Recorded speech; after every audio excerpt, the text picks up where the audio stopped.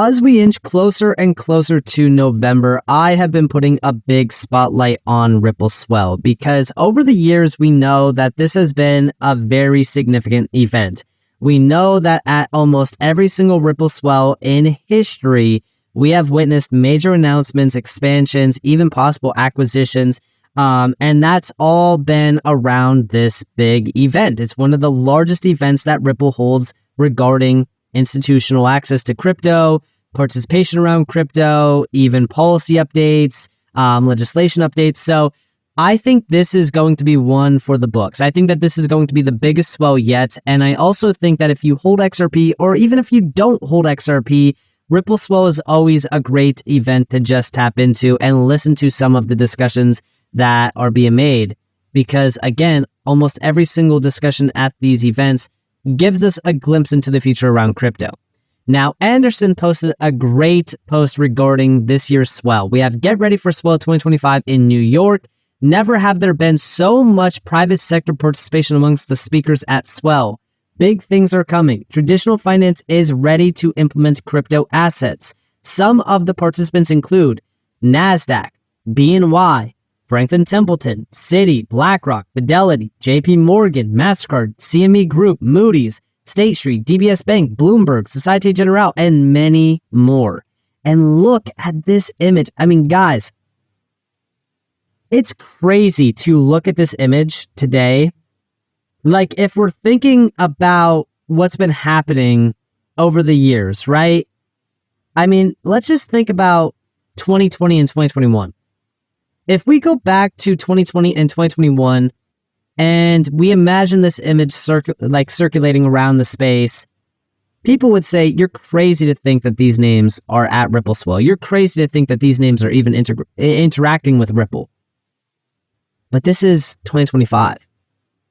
And these types of names like BlackRock and Citi and DBS and State Street and Societe Generale and NASDAQ now talking to and working with major crypto companies and having major discussions. This has now become a common, thing.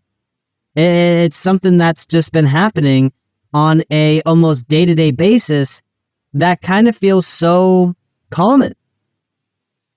Go back a couple years ago and this was extremely uncommon. This is highlighting the big shift happening in real time. We are watching as the entire space around crypto shifts. And we have over here from Anderson, this is why it's exciting that we see Citi represented at Ripple Swell along with JP Morgan. Source, CNBC, Ripple wants a piece of the global payment system. While it fights a cryptocurrency holy war, global banks like Citi make an automatic $8 billion on cross-border payments. Ripple's Garlinghouse acknowledged, I think Citi will be the last customer we ever sign up because it has the highest vested interest in not changing the status quo.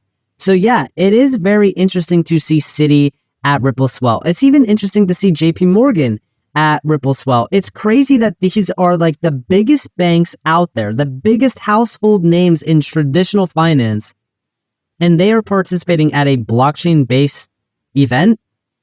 I mean, this is an event held by a blockchain-based company, and the biggest banks are there. That is no coincidence. Ripple is on a different level. Now, on top of this, we think about stablecoins because obviously stablecoins are going to be 100% focused on and discussed at Ripple Swell.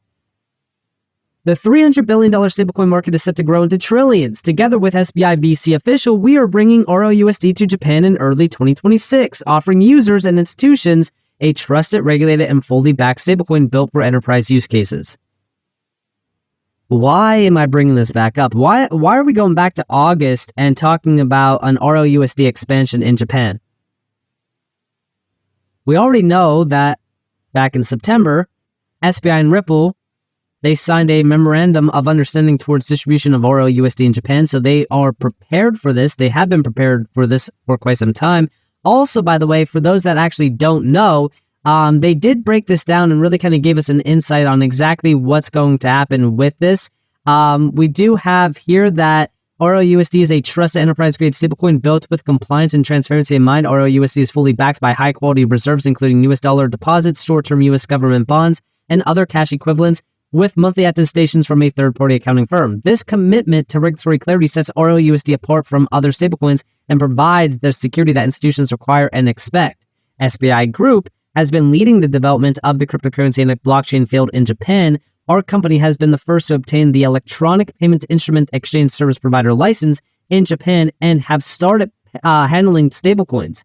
The introduction of RLUSD will not just expand the option of stablecoins in the Japanese market, but is a major step forward in the reliability and convenience of stablecoins in the Japanese market, and an important step in further accelerating the convergence of finance and digital technology.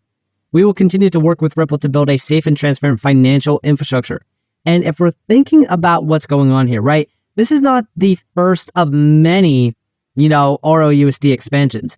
This was one of the biggest ones, but we also saw another one with Africa, and we just constantly are seeing more and more updates around RLUSD.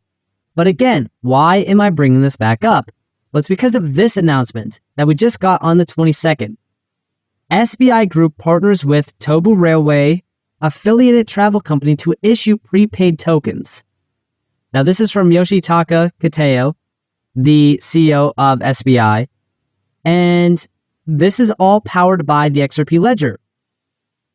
We have here, SBI Group is teaming up with the Tobu Top Tours to launch prepaid tokens on the XRP Ledger that can be exchanged for cash and spent like capital prepaid cards at local stores. This is significant as the market in Japan for prepaid payment instruments is $200 billion annually. The tokens will circulate in regional economic zones from tourist hotspots to sports communities, driving local spending and digital innovation. What I find very interesting about this is happening at the same exact time that we just witnessed this big announcement that SBI and Ripple are going to distribute RLUSD in Japan. I would argue that we will most likely see RLUSD become a part of this. And this is $200 billion per year that is moved just around prepaid payment instruments. This is very, very interesting to see. I feel like a lot of these major announcements that we are watching are all connected in some way. Now, to build on top of this, we have another update around Ripple. We have here, Ripple is building infrastructure to help institutions create, store, move, and exchange value around the system. Big shout out to Subjective Views for this. But listen closely to this video. And how do you think this cross-border payments benefit from the stablecoin integration? Yeah, I mean, stablecoins are the killer app for global payments. I think what we've seen at Ripple, and Ripple has been in the payments business since 2012, we've seen really from the front row how stablecoins are being used increasingly. And it really has to do with the 24/7 nature of it, the ability to move value in a frictionless way. It's cheaper, it's faster, it's stronger in terms of a regulatory footprint. Again, if you are regulated like we are, it minimizes or negates a lot of the FX transactions that happen. It reduces error. There's a log in an immutable way using blockchain technology. So there's a dozen reasons why it's better. And we're already seeing the benefit of stablecoin adoption, not only in payments, but specifically within the Ripple payments. We've doubled down more recently. We've made an acquisition of a company called Rail that we announced last week, 10% of all stablecoin payment flows. It's a $183 trillion industry today. And I think a unanimous view is that stablecoins are going to be used more and more in the global payments business. And so we're excited about that. We're excited about bringing really a one-stop shop to that sort of solution for institutions who then also need better liquidity. We've got a trading and a prime brokerage business. Now you start to talk to corporate treasurers about how they're going to hold those assets. And we've got a custody business. So we think about the creation, building infrastructure to help institutions create, store, move, and exchange value around the system. And that's where we're investing from an M&A perspective, but also from a internal and organic development standpoint. And they really are becoming a one-stop shop for institutional players, but also along with everything that they have to offer. Going even back to that SBI announcement with Japan, right? Reading what RLUSD is providing these players, it's that full-on compliant stablecoin that is completely setting RLUSD apart from every other stablecoin. This is also what sets Ripple apart from every other company that wants to offer digital-based institutional infrastructure. Ripple has had this all planned out for years. They've been working towards this moment. And on top of that, they continue to grasp even more licenses. Like, for example, here we have from Jack McDonald hinting that Ripple will get an EMI license. This is an electronic money institutional license. It lets a company issue e-money, digital cash, hold customer funds, and provide payment services like transfers and wallets across the EU under strict regulation. Check it out. Would you like to add on? Yeah, I would say two things. One, to your first question around what are the holdbacks or the factors holding back adoption, I think there's really three. One is comfort, which is going to come from education. And as we talked about earlier, stable coins, by their very nature being stable, and particularly when you look at certain stable coins that are managed in a way, for example, how we manage ours, that we'll talk about in a moment, we're going to give great confidence to the largest institutions to use them. Second of all, regulatory clarity and tailwinds are going to encourage a lot of institutions to come out and adopt stablecoin usage. Then third, having the infrastructure in place to support that. I do think that there's a risk, and this has been suggested in part up here today, that maybe we try to put this new financial operating system on the legacy rails. And I'm concerned that that may actually hold back the potential, or we might try to do it in incremental steps and save money along the way and not actually be bold and innovative, because I do think that there's a better way. We can still work within the system. We're not trying to overthrow traditional financial systems, but I do think the opportunity with this new technology is pretty profound in terms of what we can do.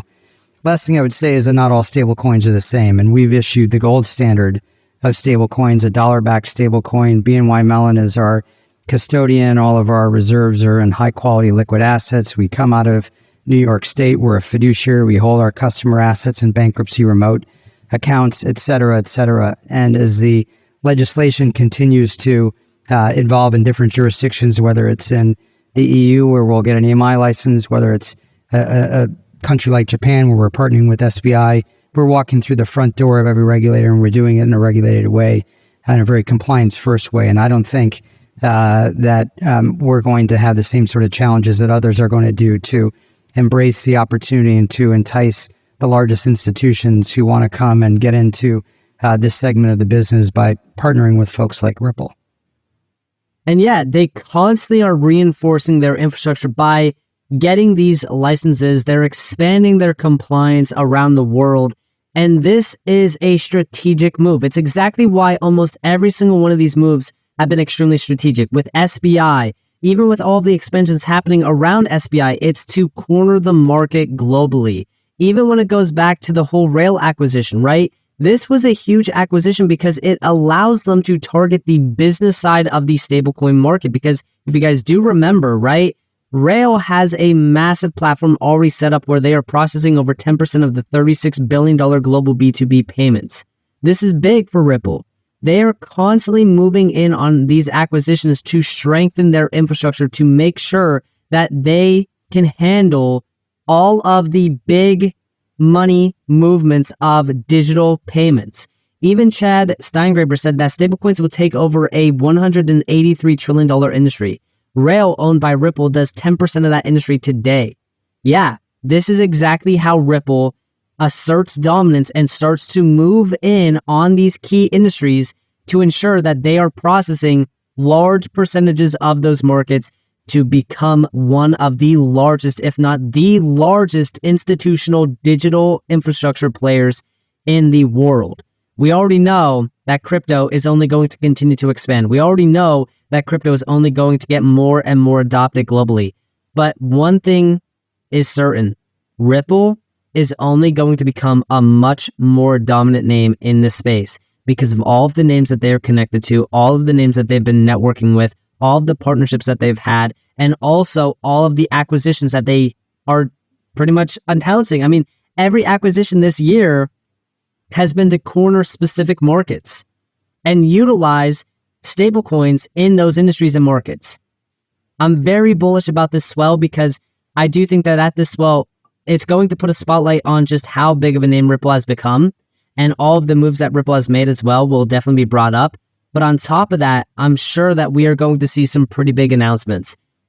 And again, every single move that we have been witnessing, from the announcement around SBI to even the smaller announcement with SBI, all of these moves, it's just adding up. It's all showing us that this year, nothing is slowing down around the Ripple ecosystem.